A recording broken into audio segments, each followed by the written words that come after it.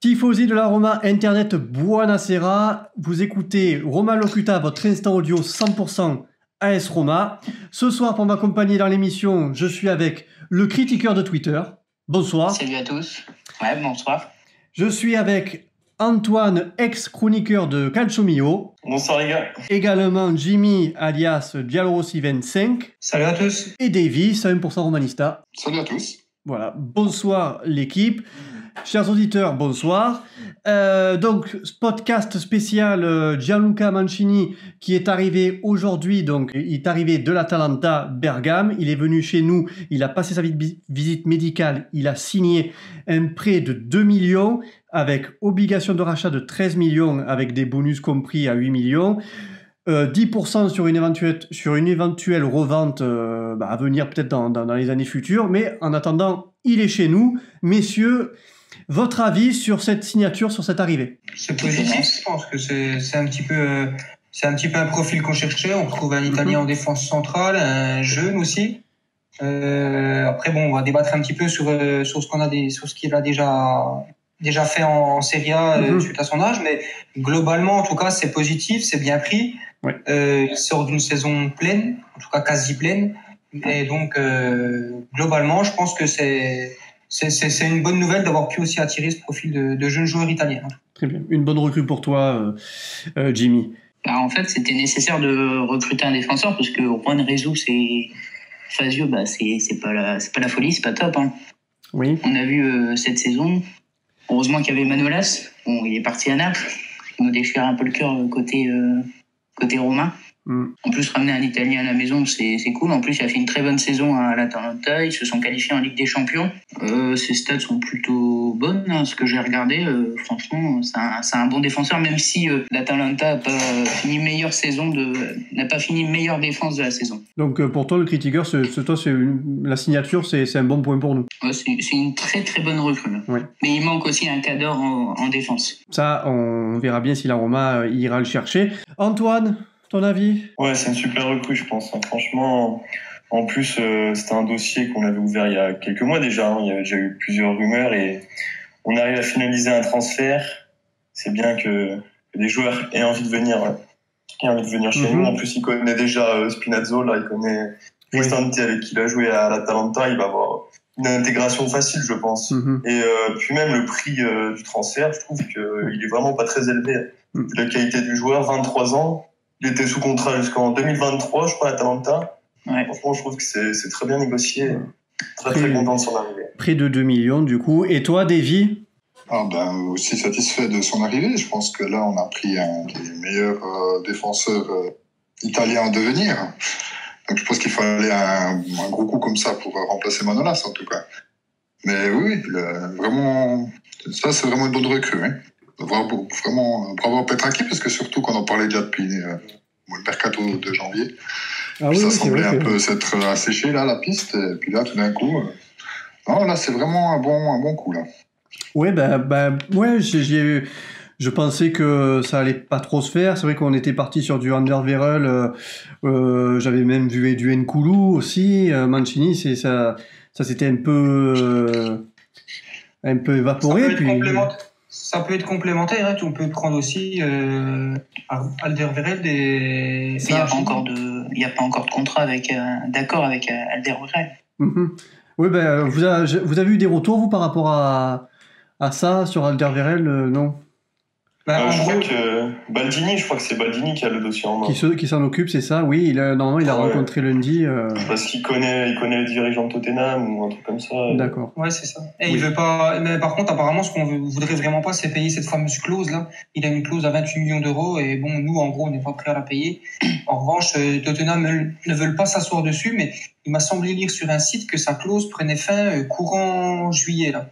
C'est-à-dire qu'en fait, sur le mercato du mois d'août, il n'aurait plus cette clause. Donc après, ça pourrait faire entamer d'autres discussions. Ouais, mais j'ai lu ça aussi, mais il parlait justement que la clause, elle a 30 millions, et puis que Tottenham, il ne voudrait pas descendre en dessous de 28. Voilà. D'accord, ok. Donc, la clause, elle finit à la fin du mois. Ouais. Ok. Très bien. Donc, Centro, c'est 30... voilà, le podcast est consacré à Mancini, mais c'est bien aussi de pouvoir parler, de savoir avec qui on pourrait l'associer, du coup. Mais parlons d'abord... Par rapport à ce que tu disais aussi sur Mancini, comme je l'ai dit dans un précédent podcast, hein, comme tu parlais de vraiment si ça allait se faire ou pas, moi j'ai pas mal de connaissances qui supporters de l'Atalanta, donc comme je disais l'autre fois, hein, il y a eu beaucoup de pression de Gasperini et puis du club pour essayer de le garder, hein, pour avoir justement gardé cette même équipe qui s'est qualifiée pour la Champions League. Oui. Donc c'est pour ça moi j'avais des gros doutes, surtout que la piste, on en parlait, puis j'avais jamais rien de concret. Donc oui, c'est d'autant plus satisfait que ça s'est vraiment fait. Ça nous a tellement mené en bateau avec des joueurs que là, oui, enfin quelque chose de concret. Puis je pense que ça prouve aussi que Petracchi travaille vraiment. Ils vont pas du rêve, quoi. Toi, non, mais disons qu'il y avait de gros doutes. Il y avait de gros doutes. C'était loin d'être certain qu'il allait venir. Et Petracchi, il a quand même fait un travail vraiment sérieux. Il a sans faire rêver tout le monde et il l'a signé. Donc ça, je pense, c'est des meilleures recrues qu'on pouvait attendre pour une défense. Ouais. Bon, bah écoutez, tant mieux. Hein. Donc du coup, maintenant, on l'a signé, on l'a en prêt pour 2 millions, tout ça, c'est quand même... bon, c'est pas donné, mais c'est pour le marché, on va dire que c'est un bon coup.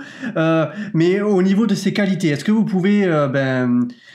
chacun nous parler de ses qualités. Alors, moi, j'ai vu quelques matchs de l'Atalanta. On doit dire que, comme vous avez dit avant, donc il sort d'une saison pleine. Et puis, c'est vraiment le défenseur qui est...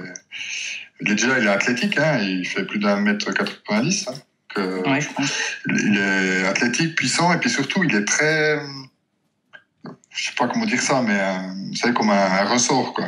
Il est tout de suite sur l'attaque... Il est à quelques mètres de l'attaquant, hop, il presse tout de suite dessus, il renvoie. Ouais. Il n'est pas je pense que pour le jeu de Fonseca, qui est tout de suite dans la relance, c'est pas mal comme profil. Et puis en plus, il a aussi... il marque des buts, quoi. C'est 5 ou 6 buts, hein, je crois. Ouais, pour un défenseur, c'est pas mal. Hein. Mais ce qu'il faut dire aussi, c'est qu'à l'Atalanta, il évoluait dans un système à 3 derrière, donc il faudra voir ce que ça donne. Ah oui, ça donne chez jeu avec 3 derrière. Ouais. Oui, mais après, ça m'étonnerait. Je pense pas qu'on est parti là-dessus, mais... Non, je pense que ça veut plutôt jouer à 4 derrière, à mon avis. Hein. Ouais, ça dépend qui c'est qui est Tertine, hein, parce que selon qui c'est qui joue, on joue quand même à 3 en défense. Est-ce qu'il partirait titulaire? Ah oui, complètement. Complètement. Sous Fazio, pas le niveau. Hein. Donc là, admettons, messieurs, il arriverait un nouveau défenseur, donc soit Alderweireld, admettons, par exemple, le cas de Fazio et le cas de Juan Jesus. Donc ça veut dire que Juan Jesus passerait 4e et Fazio 3e dans la hiérarchie? Ouais, mais les deux là, c'est 2 réserves de luxe, en fait, pour la défense. D'accord, donc pour vous, ça passerait réserve. Comme on l'a dit, la saison est longue, ça c'est typiquement... admettons qu'Alderweireld il vient, je pense que les 2 titulaires en défense centrale, c'était eux, Mancini et lui. De toute façon, il y en aura 2. Hein. Je pense qu'il y aura encore un défenseur central qui va arriver, que ce soit Alderweireld ou pas. Hein. Je pense que de toute façon, il nous faut au moins 4 défenseurs centraux de métier. Oui, et peut-être même que Kolarov pourrait aussi jouer central, si jamais, mais bon. Kolarov ? Oui, Kolarov, oui. Fonseca, peut-être l'utiliserait... Il fait des tests. Hein. Voilà, il fait des tests, c'est ça, oui. Parce que du coup, avec Spinazzola à gauche, ça risque... ils vont batailler pour la place, hein, les deux. Hein, très bien. Le cas Karsdorp. Ouais, c'est un boulet à vendre, quoi. Parce qu'on en fait quoi, lui? Parce qu'il y a Florenzi, donc Spinazzola qui est arrière-gauche. Ah, mais c'est bien que tu reviennes sur le sujet, parce que pour le terzino droit, là, on n'a quand même pas grand-chose. Puis je pense que ça serait bien que Petracchi en recrute un aussi. Là. Mais Mancini peut dépanner à droite. Hein. Il a déjà joué arrière droit, Mancini. Oui, bien sûr. Bon, mais est-ce que, voilà, mais disons pour le rôle naturel, quoi, pour avoir l'équipe avec chaque poste représenté naturellement. C'est dans ce sens-là que je veux dire. Parce que Florenzi, on sait que c'est pas son rôle, et puis Karsdorp, il fait 2 matchs, et puis après, il est dehors 12 matchs. Donc, il y a Santon aussi. Santon, il est plutôt à gauche aussi, lui. Ouais. Mais bon, oui, bien sûr. Hein. De toute façon, là, je pense que Mancini, il va venir pour lui être défenseur central. Il vient pour remplacer numériquement Manolas, tout simplement. C'est un coup quand même qui, dans le pire des cas, c'est au niveau des bonus, dans le pire des cas, c'est un joueur qui va nous coûter, même s'il ne réussit pas chez nous, même s'il n'explose pas, là, on l'attend, il va nous coûter 15 millions d'euros, au maximum 23. C'est correct, la prise de risque, elle est maîtrisée, surtout par rapport à ce qu'on a vu ces dernières années. Et quoi qu'il en soit, il est jeune, il est italien, il aura toujours une valeur correcte sur le marché pendant encore au moins 5-6 ans, quoi, à moins qu'il vienne à s'écrouler chez nous. Mais... C'est un bon coup, c'est pas cher. Hein. Et donc, du coup, il y aurait un pourcentage à la revente? Alors, 10%, ce qui correspond en fait à 10% de l'excédent du prix qu'on l'a payé. Imaginons qu'on le vende 20 millions d'euros. Si, avec les bonus et la part fixe de 13 millions, on arrive à 20 millions d'euros, on ne devra rien du tout à l'Atalanta. En revanche, si ça excède, c'est-à-dire imaginons qu'on le vende 2 fois le prix qu'on l'a acheté, donc on va dire un exemple de 40 millions d'euros, on devra environ 1,8-2 millions d'euros. Donc c'est négligeable quoi comme somme. C'est négligeable. Là, on parle vraiment pas de 10% de la revente, on parle 10% de l'excédent du prix qu'on l'a payé. D'accord. C'est très faible.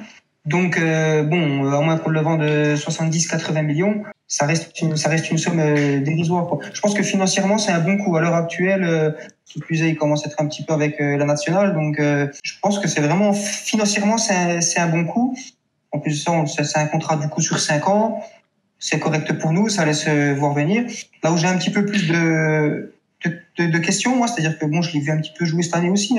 Il m'a semblé parfaitement correct. Il a perdu sa place dans le dernier mois, mais je pense que c'était plutôt lié au fait qu'il allait quitter, qu'il avait plus ou moins prévenu sa direction, qu'il comptait quitter Bergame cet été. Donc je pense que c'est pour ça que le dernier mois il a perdu sa place, il n'a pas été titulaire. Et ma seule petite incertitude, je suis peut-être un petit peu toujours aussi dans la recherche de la critique, c'est que c'est un joueur qui a 23 ans et qui n'a qu'une saison pleine en Serie A. On a déjà vu des joueurs qui, à 20 ans, avaient déjà commencé leur carrière. Lui, il a commencé sa carrière uniquement... il a fini la saison 2017-2018 et il a fait une saison pleine en 2018-2019. Là où moi, je dis qu'il y a une petite réserve, voilà, c'est ça. C'est-à-dire qu'il n'a pas été conservé à l'époque par la Fiorentina. Il avait été racheté par l'Atalanta à Perugia. Donc, il a eu un petit parcours, on va dire, entre 18 et 21 ans, que beaucoup n'ont pas eu parce qu'ils se sont imposés tout de suite ou parce qu'ils ont eu la possibilité de convaincre rapidement. Lui, c'est un joueur qui arrive un petit peu plus sur le tas, parce qu'il n'est pas si jeune que ça, il a 23 ans. Et donc, dans la saison prochaine, il aura quand même déjà 24 ans. Qu'une saison pleine. Mais c'est juste ce que tu dis, mais il a quand même toujours été en progression. C'est ça. Ah oui. Depuis qu'il a quitté la Fiorentina, il a toujours été en progression, même si la première année à l'Atalanta, il n'a pas beaucoup joué, mais bon. Voilà, c'est l'année où tu arrives, il y a d'autres hiérarchies. Mais disons qu'il a toujours progressé. Ça, je trouve que c'est aussi il a une dynamique positive. Oui, c'est un joueur qui fait pas spécialement de bruit. C'est un joueur qui est relativement discret. Hormis là, maintenant, d'être passé un petit peu international italien, d'avoir été un petit peu appelé. Je pense que c'est là qu'il a fait. Voilà, ça fait partie de la progression aussi, d'entrer dans l'équipe nationale. Non, moi, je pense qu'il a une bonne dynamique. Après, c'est sûr que l'ambiance à Rome, c'est tout autre chose, mais...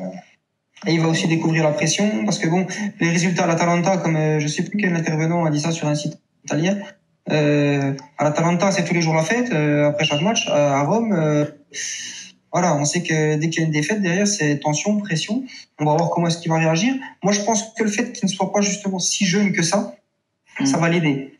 Un jeune de 19 ans qui arrive là-dedans, 18, 20 ans, dès qu'il y a la pression, on a vu Zaniolo comment ça a fini la saison, dès que ça commençait vraiment à partir un petit peu, qu'il commençait à avoir des tensions et tout, on a vu qu'on l'a perdu un petit peu footballistiquement parlant. Et lui, je pense que il a 23 ans, il a déjà un petit peu d'expérience, il vit dans le monde du football depuis environ déjà 5 ans, malgré que ce soit des divisions inférieures ou des rôles moins importants.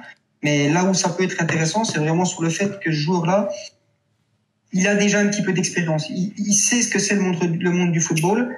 Et malgré qu'à l'Atalanta, il sort d'une année où c'est que ça devait être la fête Il a dit je suis d'accord avec toi, mais en même temps, tu sais, l'Atalanta, les deux, 3 dernières saisons, c'était quand même du haut niveau. Hein.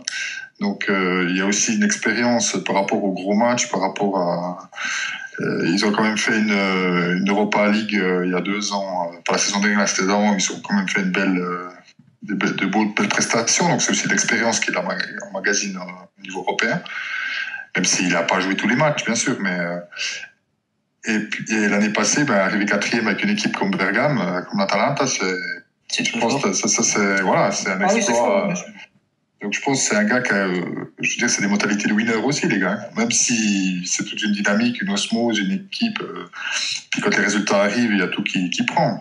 Parce qu'il faut pas oublier que, c'est une anecdote, mais Gasperini, quand il est arrivé à Bergame, donc depuis le Genoa, il a perdu, je crois, ses 5 ou 6 premiers matchs.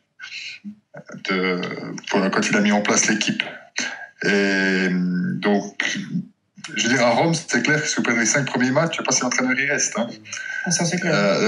Voilà, puis après, ça s'est déclenché. Puis l'Atalanta, ces 3 dernières années, elle a réussi les meilleurs résultats de toute son histoire. Donc, je pense que ça ne vient pas par hasard non plus. Hein. Donc, il y a l'entraîneur, il y a tout, mais les joueurs, c'est aussi ça veut dire qu'ils ont dans la tête, c'est des battants.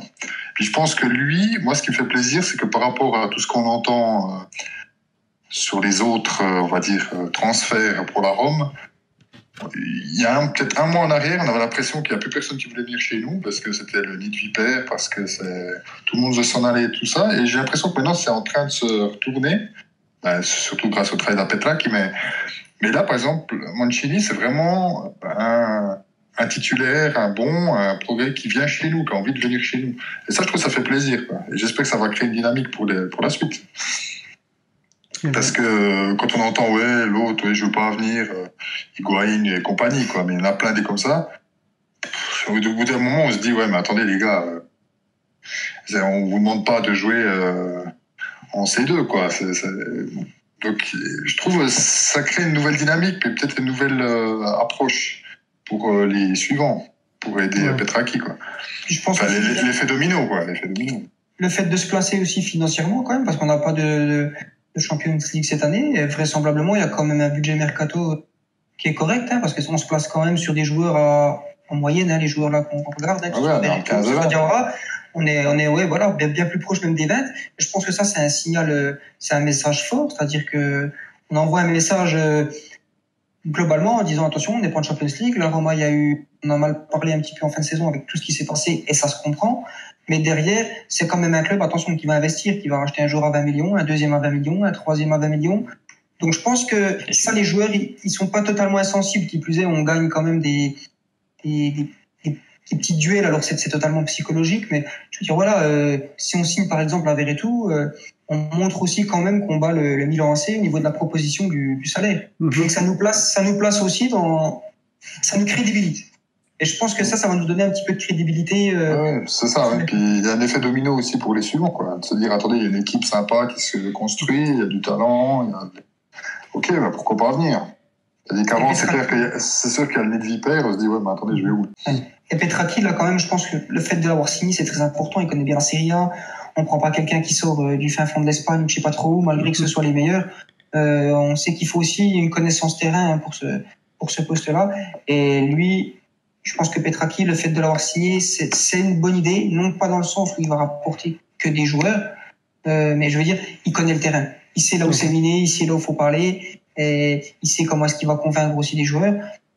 Je pense aussi le fait qu'on en parle depuis janvier, je pense indirectement qu'il était déjà prédestiné, Petraki, à venir chez nous depuis janvier. Gianluca, je pense que c'est un petit peu le mec qui voulait signer chez nous en arrivant tout de suite, quoi. En disant, voilà, je vais ramener un défenseur.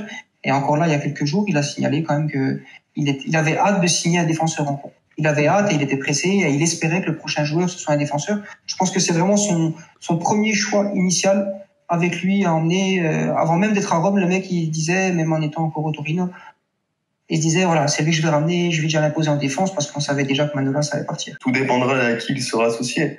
Si ça fait comme Manolas qui rattrape les boulettes de Fazio ou de Juan Jesus toute la saison, ça va pas être drôle pour lui. Donc j'attends avec impatience l'arrivée d'un nouveau défenseur et former une charnière complémentaire qui pourra évoluer ensemble et pour plusieurs saisons, j'espère. Il nous faut de la stabilité de toute manière. Mais je suis content parce que j'ai l'impression que les bonnes nouvelles commencent à arriver. On a eu beaucoup de mauvaises nouvelles au début de l'été, les départs de De Rossi, Totti, et petit à petit les choses se mettent en place.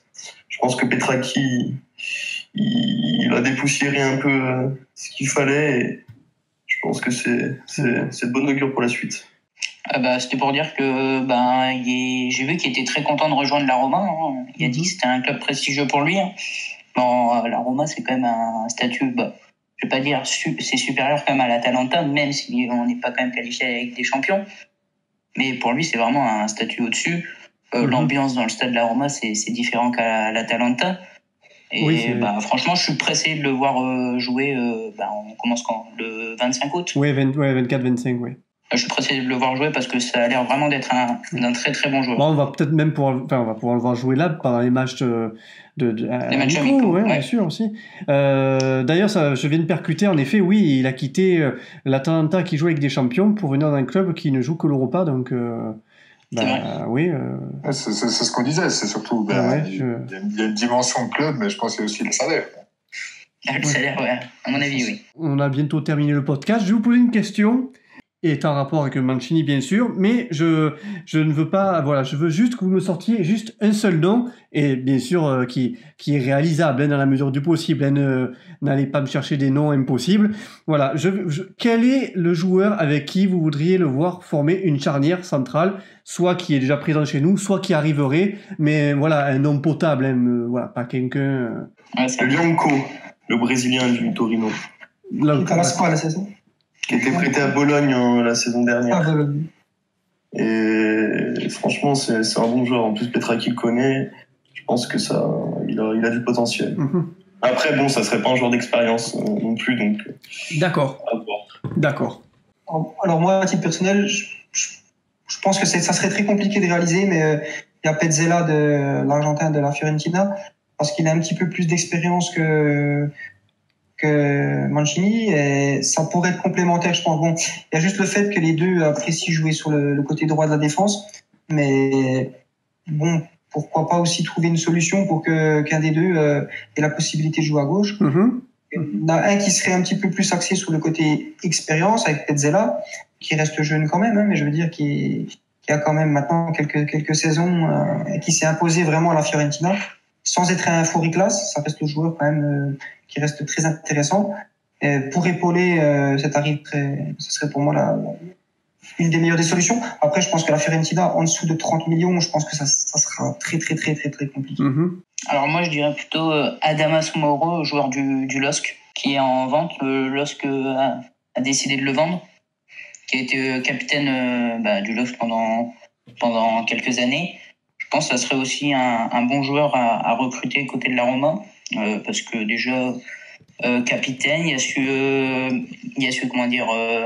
faire de Lille un grand club en France, monter quand même en Ligue des Champions, une deuxième place. Moi, je pense que ça serait un bon transfert, surtout que son prix à la vente est pas très cher. D'accord. Alors moi j'ai 3 noms en tête, donc le premier c'est Skriniar. Ah, tu prends toi 3 noms, toi, hein. Impossible. Le deuxième c'est Koulibaly.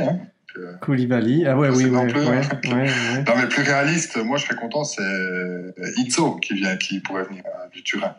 Bon, ça sera compliqué parce que l'histoire du président, tout ça, mais lui c'est un bon défenseur central. C'est un bon défenseur central, en plus il est aussi italien. Ça serait une super charnière centrale avec lui, avec Mancini. Oui. Donc voilà. Mais dans l'idéal, Koulibaly et Skriniar. D'accord. Donc les deux sont pas sur le marché. D'accord. Gros profil. Hein. Mais Alderweireld, c'est une bonne idée aussi. Hein. Mais Alderweireld, c'est pas mal. Ah oui, on le signe direct. Franchement, s'il vient direct. S'il prend Alderweireld puis Izzo, ou bien des noms que vous avez signés, ça serait quand même pas mal comme défenseur. Mais encore une fois, moi, ce qui me préoccupe, c'est le Terzino droit, parce que là, ouais. Il faudra faire quelque chose quand même. Ouais, on verra bien. En attendant. Très bien. Là, je traîne un peu sur Twitter. Je vois qu'apparemment, oui, c'est la Roma ne veut pas payer la clause libératoire de Alderweireld. Donc, pour l'instant, c'est un peu. Après, c'est Baldini qui gère. Donc, Mais de toute façon, il sera échangé plus 30 millions contre Zaniolo, donc c'est bon. Ah oui, il y avait Zaniolo dans l'échange. Oui, la Tottenham voudrait Zaniolo, en effet. Ouais. Et apparemment, ça serait pour 3,5 millions de salaire s'il irait là-bas. 3,5 millions. Ouais. Ah oui, quand même. Ah, c'est les salaires anglais, là. Voilà, un dernier mot, un dernier avis pour clôturer le podcast. Une bonne recrue qui laisse présager un bon début de saison avec un jeune Italien qui va un petit peu faire plaisir à tout le monde. Mais je pense que personnellement, on a signé un bon titulaire pour la prochaine saison. Pressé de voir les matchs amicaux. Surtout celui du LOSC. Oui. Pas celui-là de demain. Ah ben, tiens, José Miguel Fonte, que j'aimerais bien, c'est un joueur que j'aimerais bien avoir, tiens. Bon, il a 35 ans aussi, il est un peu... il est âgé, Il est un peu âgé, mais c'est un défenseur que j'aurais bien aimé avoir, lui. Voilà, parce qu'on parle du LOSC, du coup. Très bien, ben oui, les matchs amicaux qui arrivent... Bientôt. Demain. Oui, le premier est demain, à 5h30, contre... Torre-Saint-Pierre. Merci, Davy. Quel est ce club? Il joue en série D. Série D, ah oui. Ouais. À part Lille, il n'y a pas de grand club qu'on a. Oui, Pro Calcio, Torre-Saint-Pierre. Ouais, c'est ça. C'est de ce qu'on discutait dans un précédent podcast, avec le calendrier un peu étrange. Ouais. Disons qu'il est progressif, comme d'habitude, mais après... Après, il y a... Il y a le LOSC et puis après, c'est fini. Puis surtout qu'il n'y a pas de match à Rome pour la présentation de l'équipe. Oui, d'ailleurs, Davy, pour en revenir au podcast, donc tu as dit la même chose sur le podcast précédent. Je crois avoir entendu qu'il y aurait peut-être un match contre le Shakhtar, justement. Ah oui. Ouais, normalement, la présentation, elle se faisait à l'Olympico avec le Shakhtar. Donc, ça serait bien, ça. Donc, possibilité que le Shakhtar vienne jouer chez nous et qu'il y aurait une présentation, en effet, ouais. C'est ça, exactement. Ouais. La présentation devrait se faire avec le Shakhtar. Et il me semble que ça a été négocié tout de suite quand il y a eu le départ de Fonseca. C'est ça. D'accord. Ça serait une belle affiche, en tout cas. C'est une belle affiche au Stade Olympico. Ouais, ça serait une très très belle affiche. Très bien, messieurs, le podcast touche à sa fin. Donc ce soir, il y avait le critiqueur de Twitter. C'est ça. Salut. Antoine, ex-chroniqueur de Calcio Mio. ça fait bizarre de dire ex, mais... C'est ça. Jimmy, alias Diamossi 25. Salut à tous et merci pour l'invitation. Et Davy, 100% Romanista. Merci pour l'invitation, toujours un plaisir de venir. Merci les gars, merci d'avoir été là ce soir.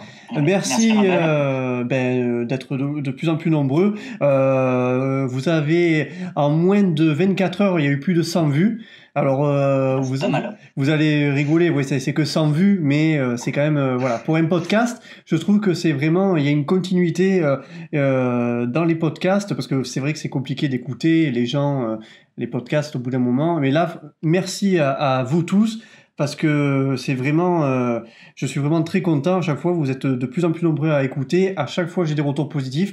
Les intervenants, mais vous êtes d'une qualité à chaque fois. Je sais pas d'où vous sortez, les intervenants, mais voilà, il fallait qu'il y ait une émission comme ça avec un micro pour que vous puissiez parler, parce que vous êtes vraiment exceptionnels. Chaque personne qui vient dans le podcast est vraiment exceptionnelle. C'est incroyable. Je suis vraiment abasourdi à chaque fois, parce qu'il y a tellement une qualité. Bon, après, on n'est pas d'accord, ou on est d'accord ou pas d'accord avec ce que vous dites, hein. Ça, chacun.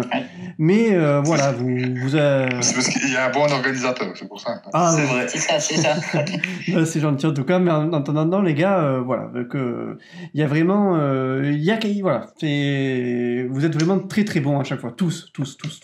Ouais. Donc, merci beaucoup de nous écouter, de nous avoir écoutés, et à très vite. À bientôt, ciao.